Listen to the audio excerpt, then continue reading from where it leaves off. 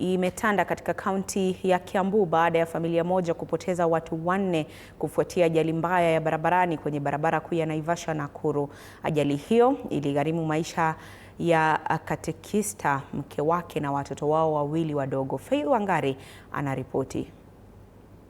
Ni vilio, simanzi na majonzi katika familia ya Kafari baada ya ajali hiyo kuangamiza wapendwa wao. Tulishangaa ni kitu gani kinafanya hii mtoto wetu akuwe namna hiyo. Anafariki, anatuacha. Hiyo habari saida tulipokea, tulikuwa na huzuni tu. James Njoroge Kafari, kasisi wa kanisa la Katoliki la St. Mary's Ridges, alipoteza maisha yake pamoja na mke wake Teresia Wanjiru na watoto wao wawili wadogo, Michael Kafari mwenye umri wa miaka 6 na John Mark Kafui mwenye umri wa mwaka 1. Kitu minalia kidogo ni usaidizi yule mtoto anabakia peke yake.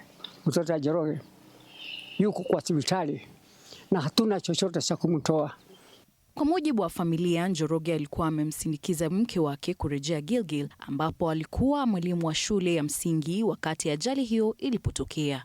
Tungeomba wahisani wema wale wanaweza saidia ili wazazi, kwa vile Njoroge ndio walikuwa kila kitu, waone angalau kuna wa kuwashikilia.